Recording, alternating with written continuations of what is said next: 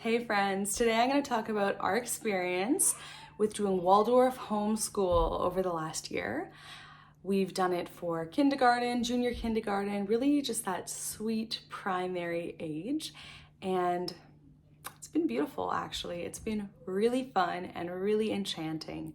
So I'm going to talk about my favorite elements of Waldorf homeschool kindergarten, and then some of the things that didn't work for us and we're not going to be purists about. Number one, I absolutely love the focus on beauty in Waldorf. So beautiful fairy tales, beautiful toys, making a beautiful environment in the home, and this big focus on the rhythm. The inhale and the exhale. So in other words, just how is your day flowing, not being stuck on a rigid schedule, but more of a flexible yet predictable rhythm to the day, a rhythm to the week, or a rhythm to the month or the year.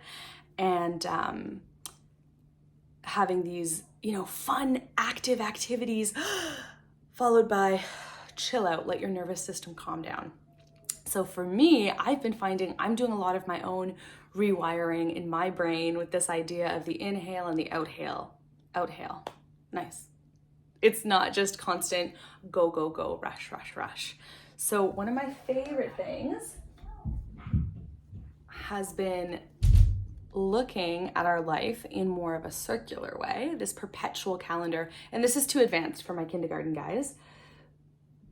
Isn't that beautiful? But we have a mini version, so it's just the days of the week. And with the Waldorf method, we wouldn't say Monday, Tuesday, Wednesday, because it all sounds the same to a 3, 4, 5-year-old. It's the color of the week. They know on purple day, we meet with our homeschool co-op, and on red day, we have piano lessons. So just really kind of seeing that everything is very cyclical. I'm not having words today. It's okay. You can forgive me. But yeah, the rhythm of the year, the cycle of the year. The other thing, kind of going with that theme of beauty, has been simpler toys, wooden toys, handmade toys. I mean, you have the Grimm rainbow, which is so beautiful. Of course, it can be expensive to invest in these wooden toys, but I've loved getting rid of electronics. And it's a bit of a detox, obviously, to get rid of toys that have the batteries and the electronics in them. But I find my kids' attention span is longer. So having stuff like little wooden musical instruments, my boys love their little wooden toolbox, building blocks. And I know other Waldorf families have a lot of success with silks or woolen toys. My kids, they don't care for that. But that has been another favorite aspect of Waldorf for us.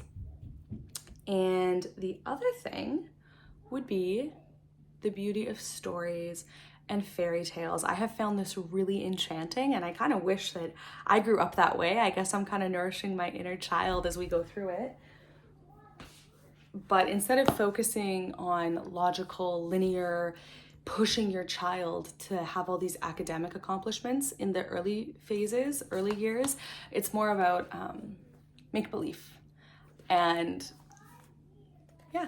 archetypes, beautiful stories. Children of the Forest is super classic, super gorgeous. This is another one we enjoy, Griswold the Gnome. But I guess this would bring me to my first element of what I'm not going to be a purist about.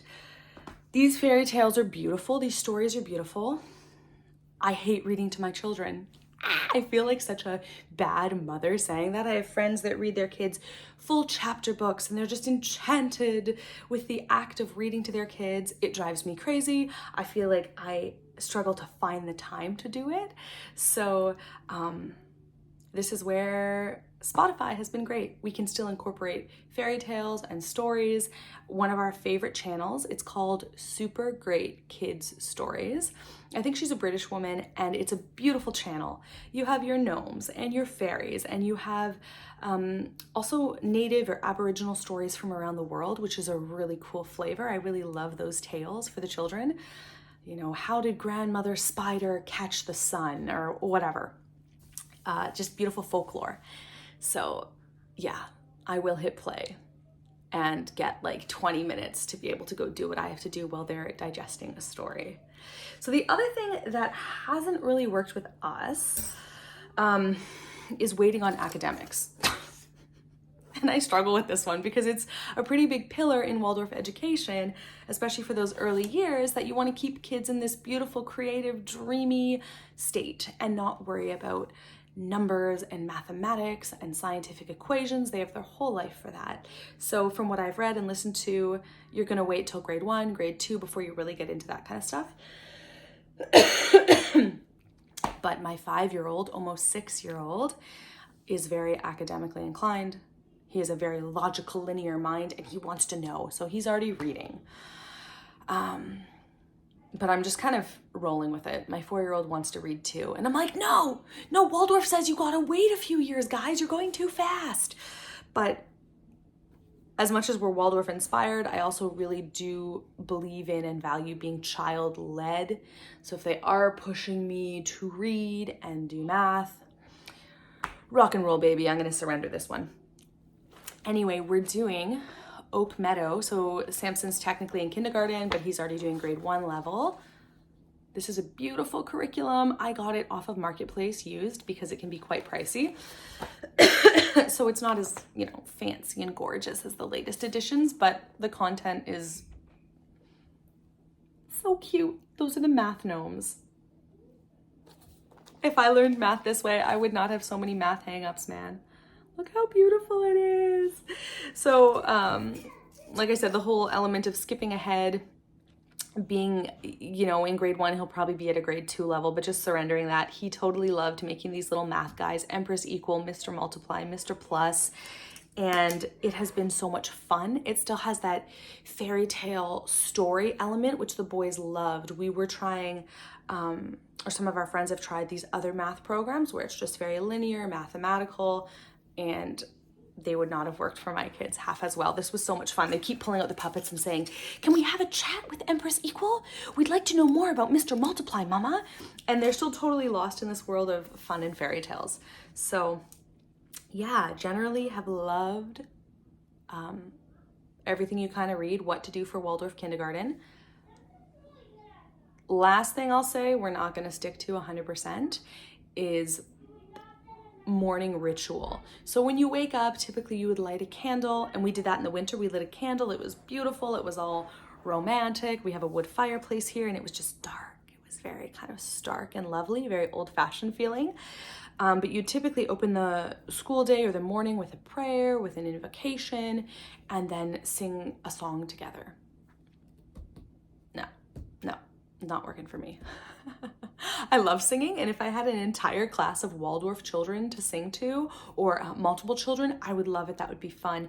But when I sat down to sing with just the boys and I, even though I am a singer and I am expressive, it just felt kind of weird. So I'm okay with not doing a morning sing-song verse. What we're doing alternatively is having that nice ritual of gathering, lighting a candle at night as a family during dinner. Hello, someone's running towards me. Hi, child. So during dinner time, we have a little memory verse, either from the Bible or a little poem, a little excerpt that we'll read that's right by our dining table. And then we pray together as a family and kind of have that circle time, share our highs and lows of the day. So we're still having that beautiful touch point, but it doesn't work in the morning. Yeah, so there we have it. Kindergarten, junior kindergarten has been beautiful. I am already excited for the next couple years, continuing to become more and more of a Waldorf family and have Waldorf inspiration going on.